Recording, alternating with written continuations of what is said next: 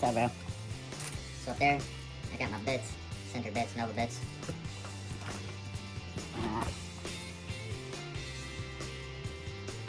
I'm gonna be cutting this. Obviously, you can see the color bar on that side, real thin there, so I'm not gonna get much. I'll snap that off. But I'm gonna be chasing around this edge and around the back of here because I can see where the color ends. So I don't think there's much going on back here, but I'm gonna cut in. I'm gonna use the 120, and then trim around it, and I'll show you what it looks like after that. So I got the 120 on there. It's the green one. And I'll start ripping apart.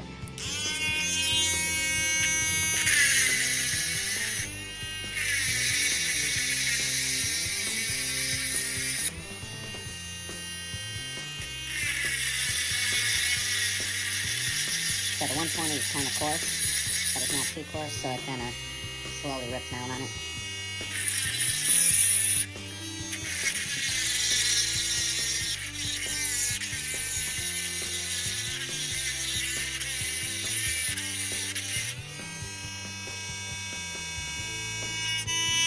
Alright, so I'm just coming around to where that color sets.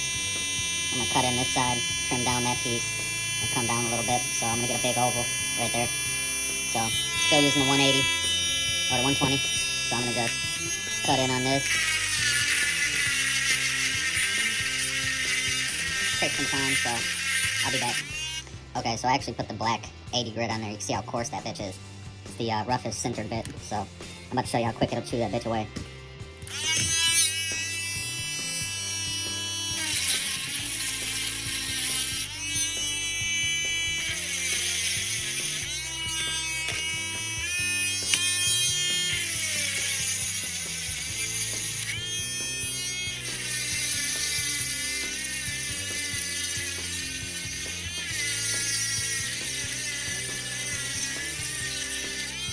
Okay, now I'm using the blue 180. It's a lot finer than the 80 and 120, obviously. So now that I'm getting closer to that color, I'm going to use this bit to get as close as I can and expose the bar, and then cut around it. Alright.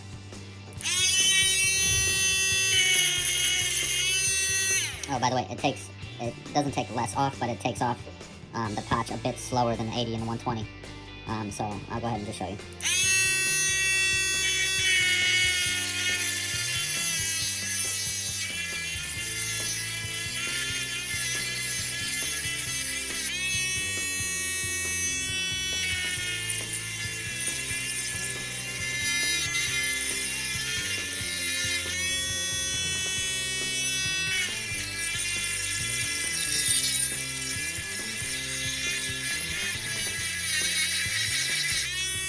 During this time, I'm kind of closing in on the color, but notice how this side's thicker at the bottom. Once I expose where I know the bar is, I try to even out the bottom of it so that way I don't have this wonky ass stone like that and I'm cutting it all weird. So I'm going to take the 80 grit, the very coarse centered bit, and I'm going to just flatten this right side on the bottom. Alright, so I've brought in my shape a bit more, and I've flattened the bottom to my liking. So you can see the bars kind of floating around the whole piece now. So I'm going to do my final shape on it, and I'm going to throw it on a dop stick, and then I'll show you my routine from there. I'm going to actually go to the 240 now, which is the red one.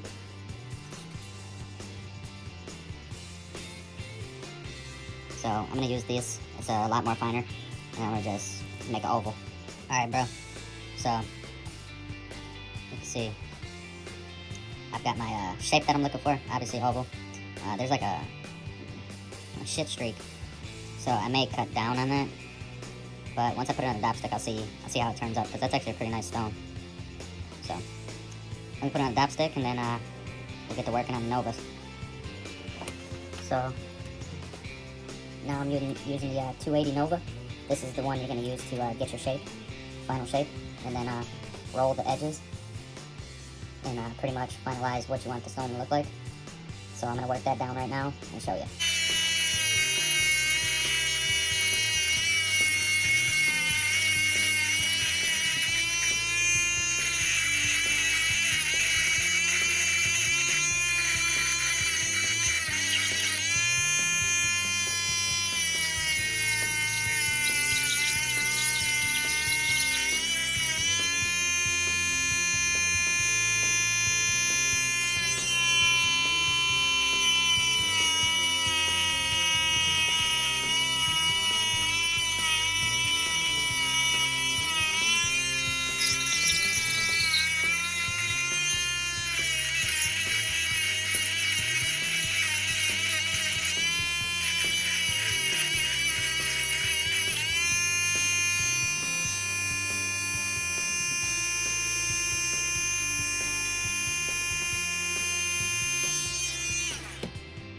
Alright, so I got my shape, and just to show you, you see the little bar running around, kind of lopsided.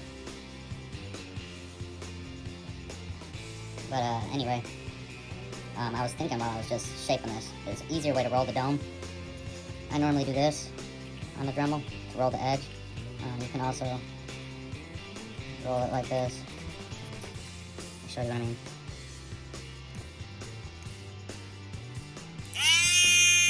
So, I normally go like this.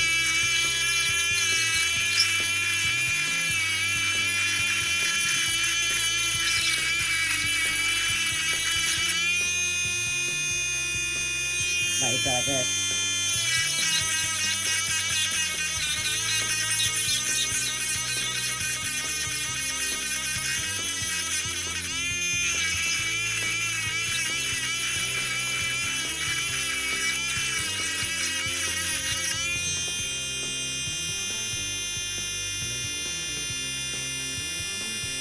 Got a dome starting to form. Got the 600 on there. 600 is going to take out any fine scratches from the 280. So you'll just repeat the same process, shaping and rolling the edges, and that'll clean up all the scratches. And then we'll move on to the 1200, which is the pre-polish.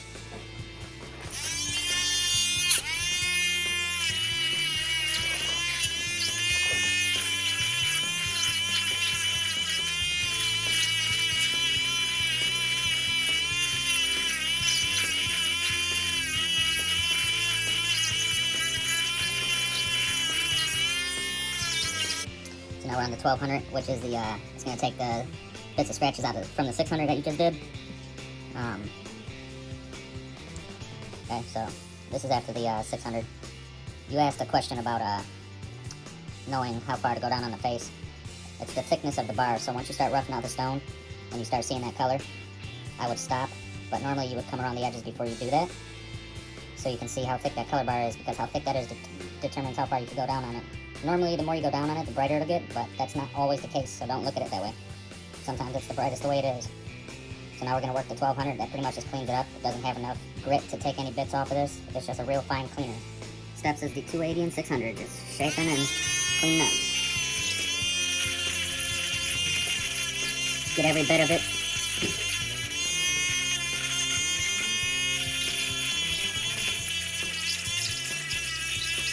This is getting all the scratches out. So once you use the 3000 and you polish it with the cerium, it's going to be beautiful.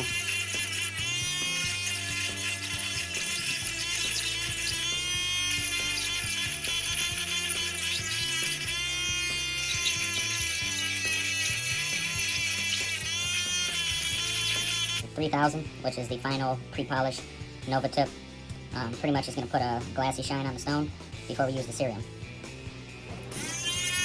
Same thing as the last few steps. Get every bit of the stone.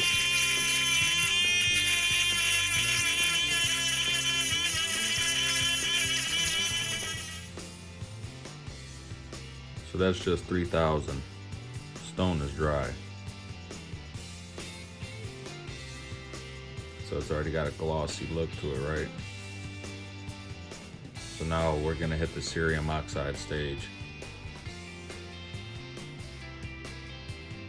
So my cerium oxide is in a pan. I just splash a little water. Here's my felt tip that I use. So I just get the cerium onto the felt tip, mix it up a bit, get some of the powder. You can see.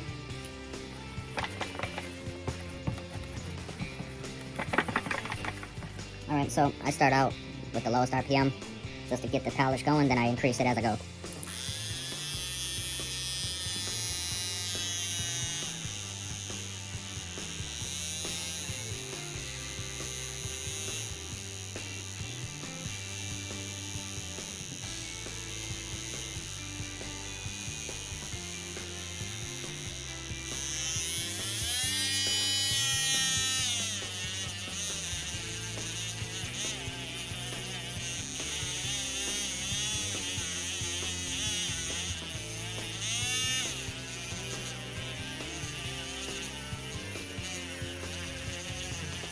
Well,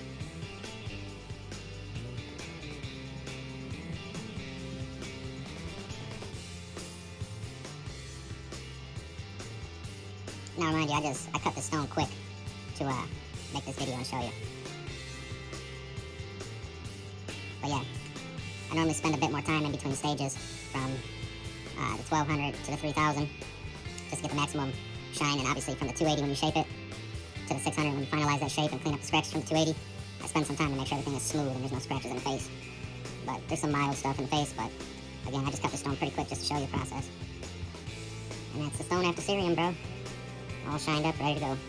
I'll recut it another time, fine tune it, spend a lot more time with it.